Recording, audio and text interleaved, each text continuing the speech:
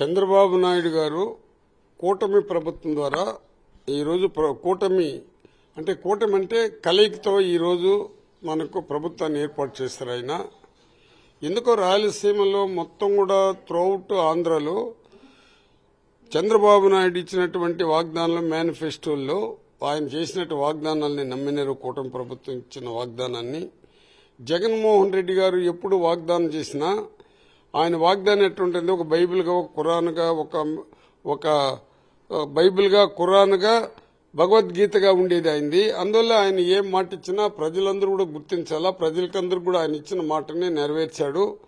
అది మద్యపాన నిషేధ దగ్గర నుంచి ఏది తీసుకున్నా గానీ నవరత్నాలు అనేది మళ్లీ నేను లోతుగా వద్దు, నవరత్నాలు మొత్తం కూడా చేయటం జరిగింది. డోక్రా లోన్లు తోయటం గానీ, రైతుల రుణం తోయటం గానీ, అదేవిధంగా కరెంటు ఛార్జీలు కూడా ఏ విధంగా పెంచకుండా చేశాడనేది అంతా ప్రజలకు తెలుసు. ప్రతి ఒక్క అకౌంట్లో, పేదవాడి అకౌంట్లో డబ్బు పడింది. ప్రపంచంలోనే ఏ ముఖ్యమంత్రి చేయనటువంటి, ఏ నాయకులు చేయనటువంటి చరిత్ర సృష్టించిన వ్యక్తి జగన్మోహన్ రెడ్డి. అదేవిధంగా మీకు ఈ మెడికల్ కాలేజీల్లో ఈయన ఉమ్మడి రాష్ట్రానికి మనకు ముఖ్యమంత్రిగా 3 పర్యాయాలు, ఇది 4వ పర్యాయం మన చంద్రబాబు నాయుడు గారు ముఖ్యమంత్రి అవుతున్నారు. ఎందుకో మరి ఆయనకి రాయలసీమలో మెడికల్ కాలేజీలు అంటేనే మొదటి నుంచి కూడా ఆయన, ఆ రోజుల్లో కూడా ఆయన ప్రైవేటు పరం చేసే దాంట్లోనే మొగ్గు చూపించాడు. ఆయన ఈరోజు పేదవాడు అనేవాడు ప్రతి ఒక్కరు చదువుకోవాలి, పేదవాడికి డాక్టర్లు కావాలనే తల్లిదండ్రులకి ఆశ. కానీ పేదవాడు డబ్బులు పెట్టుకోలేడు. ప్రతి పేదవాడు కూడా కార్పొరేట్ స్కూల్లో చదివే పరిస్థితి అది. ఎస్సీ, ఎస్టీ, బీసీ, మైనార్టీలే కాదు, పేదవాడు ఏ వర్గానికి సంబంధించిన, ఏ కులస్తుడైనా, ఏ మతస్థుడైనా పేదవాడు డిగ్రీ మన డాక్టర్ కావాలంటే డబ్బులు పెట్టుకోవాలా. చదువును కూడా కొనే కార్యక్రమాలు ఈరోజు చంద్రబాబు నాయుడు 10 మెడికల్ కాలేజీలని ప్రైవేటు పరం చేస్తుంటే, విద్యను కూడా అమ్ముకుంటుంటే ఎక్కడ పోయి వచ్చేది? పేదవాడికి విద్య లేకపోతే వాడు ఏం చేయాలా? విద్యని అమ్ముకునే పరిస్థితి కూడా ఈరోజు చంద్రబాబు నాయుడు పేదవాళ్ళ కోసం తప్పించడంలా. మీకు విద్య కావాలంటే ప్రైవేట్ పరంగా పొండి, అక్కడ పోయి కొనుక్కోండి. విద్యను కూడా అమ్మే కార్యక్రమాలు తీసుకుని వచ్చే దానికి చంద్రబాబు నాయుడు స్వస్తి చెప్పాలి. ఎందుకంటే కేబినెట్లో వాళ్ళు ఒక డెసిషన్ తీసుకున్నారు. ఇంతకుముందు 5 కాలేజీలు, మెడికల్ కాలేజీలు మనకు చూస్తూ ఉన్నాము.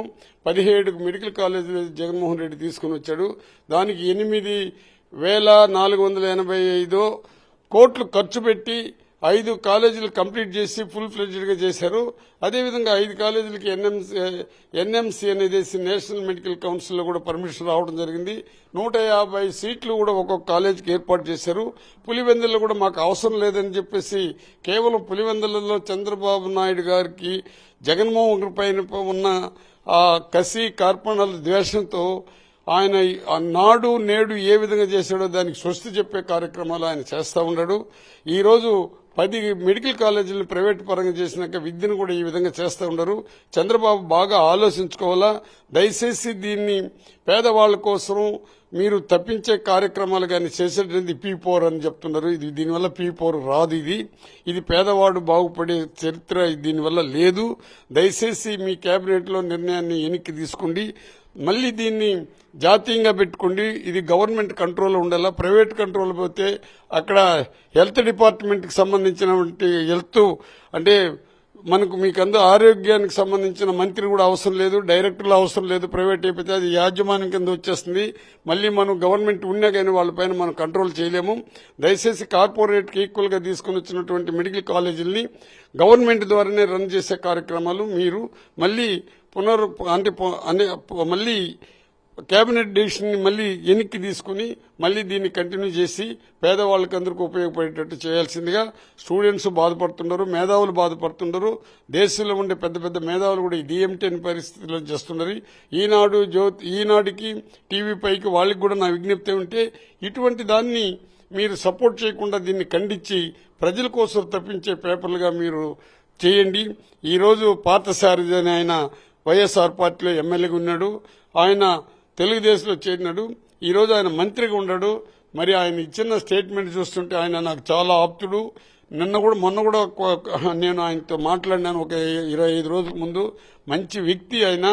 కానీ గుడికి వచ్చినప్పుడు కూడా ఆయనతో కూడా నేను మాట్లాడడం జరిగింది. ఆయన 17 మెడికల్ కాలేజీల్లో, అంటే ఇప్పుడు 10 మెడికల్ కాలేజీలు మన కూటమి ప్రభుత్వం తీసుకుని వచ్చిందని చెప్పి దానికి ఈనాడు ఈ టీవీ ఫైవ్లు ఇదంతా పెద్ద ఫోకస్ చేస్తుంటే అమాయకమైన ప్రజలు దీన్ని నమ్మతారని దృక్పథంతో మీరు ఏమి చేసినా ఎన్ని అబద్దాలు చేసినా ప్రజలు నమ్ముతుండరనే దృక్పథంతో పోతుండరు. మీకందరికి కూడా నా విజ్ఞప్తి ఏమిటంటే ఒక విశ్వసనీయత అనేది ఆ రాజకీయ నాయకులు లేదనే ఒక భ్రమలో ఉన్నారు. ఈరోజు ప్రజలకు కూడా విశ్వసనీయత లేదనే ఆలోచనలో పడతా ఉంది. ఎందుకు చెప్తున్నానంటే పేదవాళ్ళు కూడా ఆలోచించండి. మనకు ఎవరికి ఓటేస్తే మన బ్రతుకులు, మన బిడ్డల బ్రతుకులు, మనకి ఎడ్యుకేషన్ వస్తుంది అనేది ఒక తూరి ఆలోచించండి.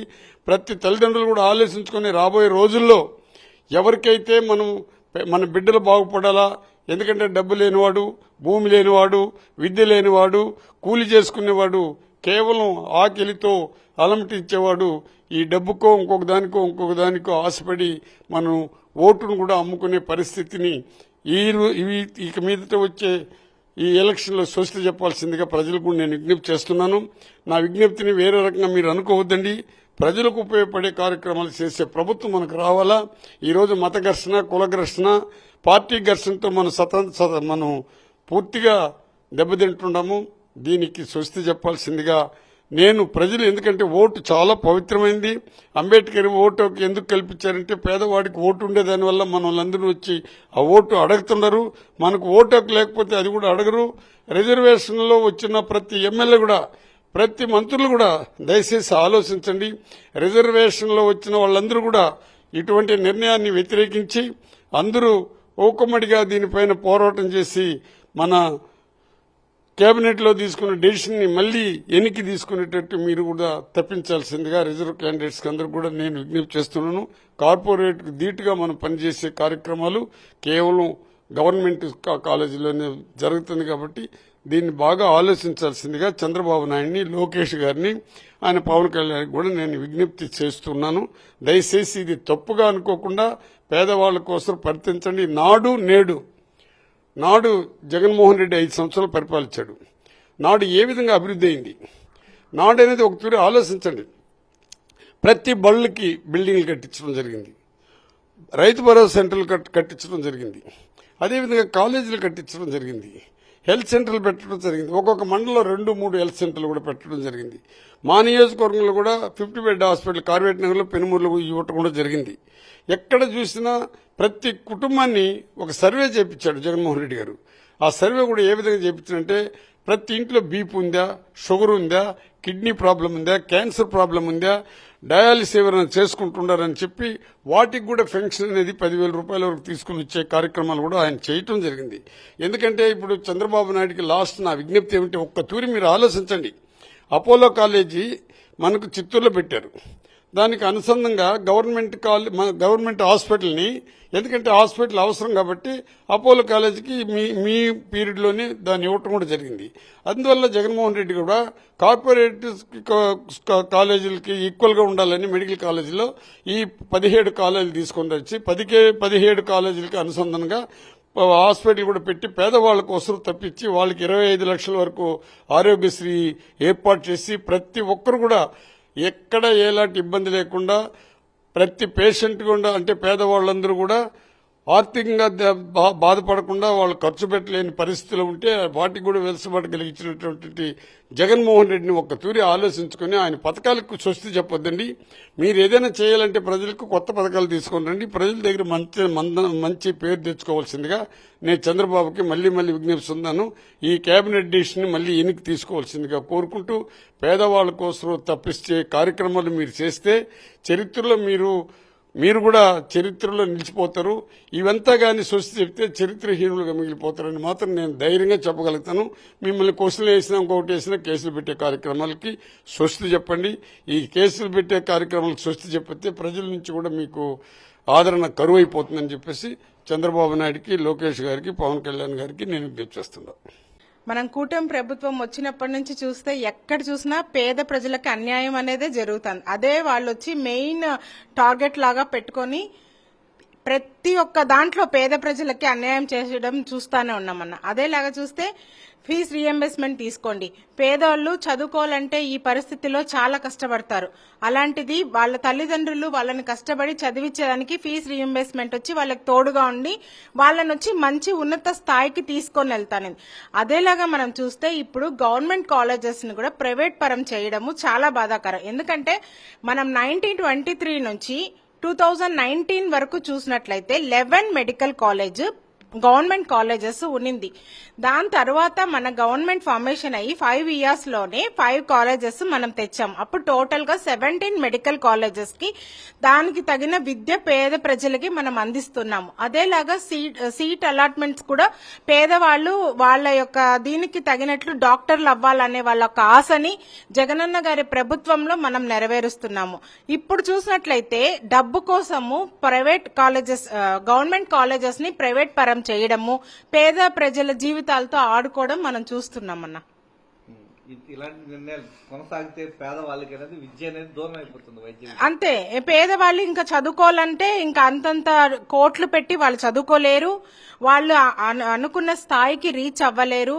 అదే విధంగా మనం జగనన్న ప్రభుత్వంలో చూసినట్లయితే ఏ పథకమైనా గానీ పేదవాళ్ళని దృష్టిలో పెట్టుకొని పేదవాళ్ల బాగు కోసం తీసుకొని వచ్చిన పథకాలన్నీ అమలు పరిచినారు. వీళ్ళు ఎక్కడ చూసినా అన్యాయాలు, అక్రమాలు, దౌర్జన్యాలు.